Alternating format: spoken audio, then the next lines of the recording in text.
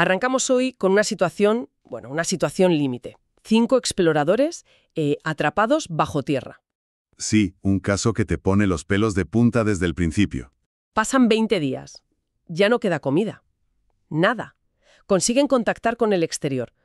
Pero, las noticias son brutales. Doblemente brutales, sí. Les dicen que el rescate va a tardar otros 10 días. Y claro, la otra noticia es que no van a aguantar. Morirán de hambre antes. Y ahí surge la idea, la única posibilidad que ellos ven, que es espantosa, sacrificar a uno. Elegido al azar, para que los demás puedan comer. Y la pregunta es, ¿qué pesa más? ¿La ley, la letra fría que dice no matarás, o la pura necesidad de sobrevivir? Ese es el dilema, en toda su crudeza. Y es el eje de nuestra conversación de hoy. Vamos a usarlo para explorar temas clave del derecho, de la justicia. Nos vamos a guiar por un caso hipotético famosísimo en filosofía del derecho, ¿verdad? El caso de los exploradores de cavernas. Exacto, el de Lon Fuller. Y también vamos a apoyarnos en un texto muy importante, la Introducción al análisis del derecho de Carlos Nino. Nos da el marco teórico. Vale, tenemos esas dos patas, entonces. Por un lado, el relato, casi una novela corta, ¿no?, de Fuller, que es muy provocador. Muy vívido, sí.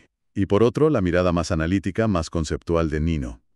¿Qué es el derecho? ¿Cómo funciona? Esas cosas. Y el objetivo de este análisis en profundidad es, desentrañar un poco esas tensiones que hay siempre en el derecho, ¿no? Eso es. Usar este caso tan extremo y la teoría para ver cómo chocan las distintas perspectivas cuando las normas se enfrentan a lo inesperado, a lo límite. Pues vamos a ello. Metámonos en el caso. Los hechos son clave para entender el lío. 5 espeleólogos, atrapados por un derrumbe. Pasan 20 días, consiguen comunicarse. Y se enteran de lo de los 10 días extra para el rescate.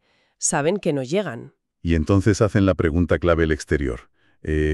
¿Sobrevivirían 4 si se comieran a uno? Y la respuesta es el silencio. Nadie se moja, ni médicos, ni jueces, ni curas. Nadie les dice qué hacer. Les dejan solos con esa decisión imposible. Totalmente solos. Y es entonces cuando uno de ellos, Roger Wetmore, propone usar unos dados que tiene. Echarlo a suertes. Una especie de pacto desesperado. Y todos aceptan, al menos al principio. Sí, aunque luego Wetmore intenta retirarse. Dice que ya no está de acuerdo. Pero los demás siguen adelante con el plan. Y la mala suerte o la suerte, según se mire, le toca a él. A él. El día 23 sus compañeros le quitan la vida. Y se alimentan con su cuerpo. Consiguen sobrevivir así hasta que los rescatan. Y ojo, un detalle importante. En las labores de rescate mueren 10 obreros. 10 vidas para intentar salvar 5. Esto luego tendrá peso en los argumentos. Claro. Pero cuando salen, los 4 supervivientes no son recibidos como héroes trágicos. ¿Qué va? Se les acusa de asesinato.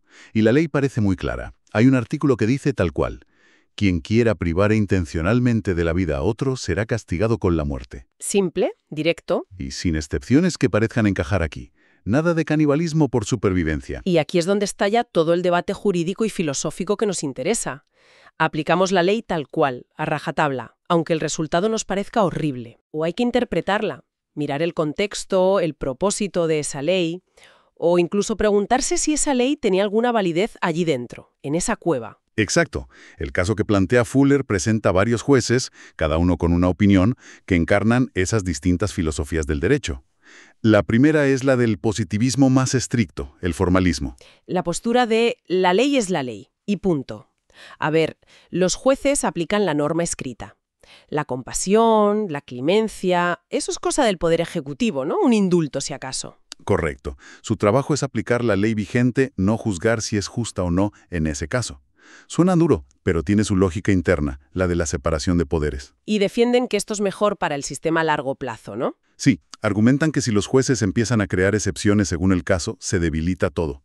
Es mejor aplicar la ley estrictamente, aunque duela, para obligar al legislador a ser claro. Que si hace falta una excepción, como la legítima defensa, pues que se escriba en la ley. Así el sistema es más predecible, más seguro. Exacto. Un sistema más robusto, aunque a corto plazo pueda parecer injusto. Esa es la idea. Vale, entiendo el argumento de la seguridad jurídica.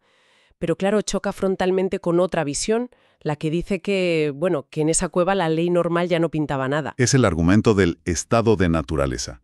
Defiende que las condiciones eran tan extremas, aislamiento total, la supervivencia pasaba sí o sí por romper la norma de no matar, que estaban fuera de la jurisdicción normal. Como si estuvieran en otro planeta, ¿no? Donde las reglas de la sociedad civilizada, que presuponen que podemos convivir, pues simplemente no funcionaban. Así es. La base de la coexistencia había desaparecido, y en ese otro mundo crearon su propia ley, el acuerdo de los dados. Una especie de contrato social improvisado nacido de la necesidad más absoluta. Y usan una analogía muy potente, la de los 10 rescatistas que murieron. La sociedad aceptó ese coste, 10 vidas, para intentar salvar 5. Uf, es verdad. Entonces, si eso se vio como algo aceptable, o al menos asumible, ¿por qué es inaceptable que ellos sacrificaran una vida, además con un acuerdo previo, para salvar 4? Pone el dedo en la llaga de cómo valoramos las vidas en situaciones límite. Es un argumento fuerte, sí. Pero también me genera dudas. ¿Cuándo empezó exactamente ese estado de naturaleza? ¿Cuándo se quedaron atrapados? ¿Cuándo se acabó la comida? ¿Cuándo sacaron los dados? Esa es la gran crítica, claro. Es muy vago. ¿Cómo decides tú como tribunal en qué momento exacto un grupo de gente dejó de estar bajo la ley? Jurídicamente es muy difícil de aplicar. Vale, o sea, tenemos la aplicación literal y la idea de que la ley ni siquiera se aplicaba. Tiene que haber algo en medio, ¿no? Alguna forma de aplicar la ley, pero... Claro, esa es la tercera gran postura, la interpretación teleológica. O sea, mirar el propósito de la ley. El famoso espíritu de la ley frente a la letra. Exacto. Esta visión acepta que la ley positiva, la ley escrita, sí que aplica, pero dice que hay que leerla pensando en ¿para qué se hizo? No son solo las palabras, es el objetivo. Como el ejemplo ese de la ley que por error dice prohibido no pasar. Nadie la aplicaría literalmente, ¿verdad? Iría contra el sentido común. Justo.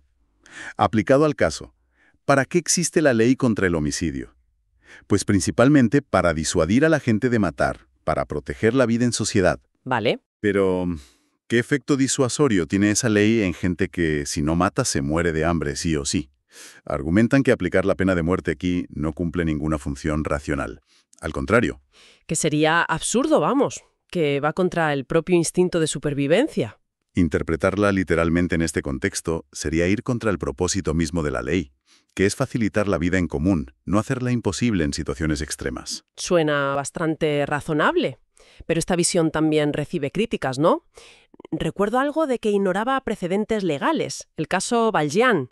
Sí, se menciona un precedente ficticio, Commonwealth contra Valjean, que supuestamente estableció que pasar hambre no justifica robar comida. Claro, la crítica es, si la desesperación no te permite robar un pan, ¿cómo va a justificar matar y comerte a una persona? Parece un salto lógico complicado. Exacto. La interpretación teleológica, según esta crítica, se salta un poco esa coherencia jurisprudencial para llegar a un resultado que considera más justo en este caso concreto. Entendido. Y creo que quedaba una cuarta postura, quizás más, Práctica. o pegada a la realidad. Podríamos llamarla pragmática o realista, sí. Esta visión ve el derecho más como una herramienta, Algo flexible. no tanto un conjunto de reglas sagradas e inmutables. Y aquí entraba lo de la opinión pública, ¿verdad? Que el 90% de la gente estaba a favor de la clemencia o una pena simbólica. ¿Eso debería contar para un juez? Bueno, es la parte más polémica de esta postura, claro. Los críticos dirán que la opinión pública es emocional, cambiante, que no entiende de tecnicismos legales. Que los jueces no deben dejarse llevar por eso. Pero el argumento pragmático es que ignorar por completo el sentir popular puede crear una brecha peligrosa entre la justicia oficial y la percepción social de justicia. Y eso, a la larga, tampoco es bueno para la estabilidad del sistema. Busca un equilibrio, digamos, más conveniente socialmente. Vaya tela. Es increíble cómo un caso inventado puede desplegar todo este abanico de tensiones. ¿Sobre qué es la ley? ¿Cómo aplicarla? Y esto nos conecta de lleno con las ideas más teóricas que comentabas, las de Carlos Niño. Es que el caso funciona como un laboratorio perfecto para esas grandes preguntas de la filosofía del derecho. La más básica, ¿qué es el derecho en realidad? Y ahí nos damos de bruces con el eterno debate, iusnaturalismo contra positivismo jurídico. A ver si lo situamos bien. El positivismo dice, básicamente, que el derecho son las normas que crean las autoridades humanas, el derecho positivo, y su validez no depende de si nos parecen justas o morales. Eso es. Hay una separación conceptual entre derecho y moral, lo que es la ley y lo que debería ser. Ahí están Kelsen, Hart. Entonces, para un positivista puro, la ley que condenaba a los exploradores era válida porque la hizo quien tenía poder para hacerla. Punto. Si nos parece una barbaridad aplicarla, ese es un problema moral, no jurídico estrictamente. Exacto. Un debate político, si quieres, pero no sobre la validez de la norma en sí. En cambio, el justnaturalismo, ese sí que ve una conexión necesaria entre derecho y moral, ¿no? Sí. Afirma que una norma radicalmente injusta, que vaya contra principios morales fundamentales, ya vengan de la naturaleza, de la razón de Dios, pues no sería verdadero derecho. O al menos perdería su fuerza para obligar moralmente. Ahí podríamos meter a gente como Tomás de Aquino, quizá Kant con sus imperativos. Sí, aunque son muy distintos entre ellos, ambos entran en esa gran corriente. Desde esta óptica, se podría decir que aplicar la ley de homicidio aquí es tan contrario a principios básicos como la vida, la autoconservación extrema, que esa ley, en este caso, pierde validez. O incluso, volviendo al argumento de antes, que el acuerdo de los dados sí tenía una cierta validez, como un derecho natural o social que surgió allí mismo. Exacto. El caso te obliga a preguntarte, ¿hay límites morales que ninguna ley positiva debería poder cruzar sin perder su legitimidad? Y el caso también es un escaparate brutal de los problemas de interpretar la ley, algo que Nino analiza mucho. La ley usa palabras y las palabras, pues, son lo que son. Totalmente. Es un ejemplo perfecto de la vaguedad, la ambigüedad, del lenguaje natural. La ley dice intencionalmente, pero la intención de los exploradores forzados por la necesidad es la misma que la de un asesino a sangre fría. ¿Qué significa intención aquí? Es lo que Hart llamaba la textura abierta del lenguaje, ¿no? Que las normas funcionan bien para lo obvio, pero siempre hay zonas grises, casos no previstos. Justo. Y esto desmonta un poco esa idea, esa ficción útil que menciona Nino, la del legislador racional. Ah, sí, ese legislador ideal, que lo ha pensado todo, que sus leyes son perfectas, coherentes, sin lagunas. Claro.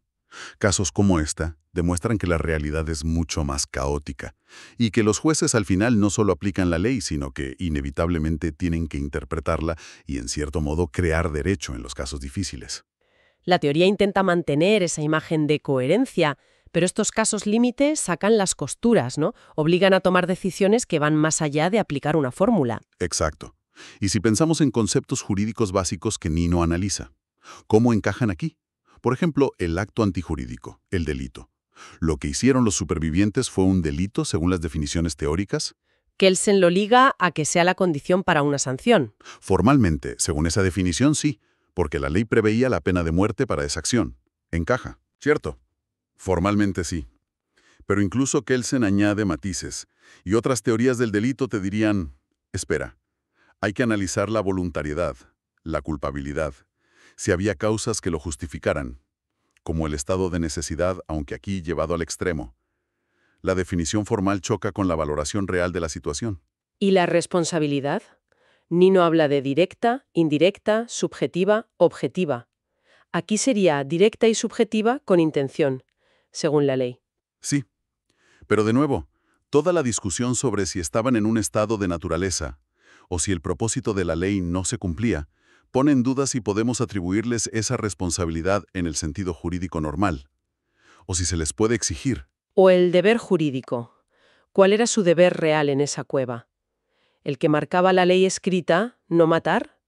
¿O surgió otro deber, moral, quizás, de intentar sobrevivir cumpliendo el pacto que hicieron? Es la distinción que hacía Hart entre tener una obligación, sentirte vinculado por la norma, y verse obligado, a actuar por miedo o necesidad pura y dura. Los exploradores simplemente se vieron obligados, o sentían una obligación derivada de su acuerdo. Son preguntas que van al meollo de cómo entendemos la norma y nuestra relación con ella. Y todo esto nos lleva de vuelta a la relación entre derecho, moral y justicia.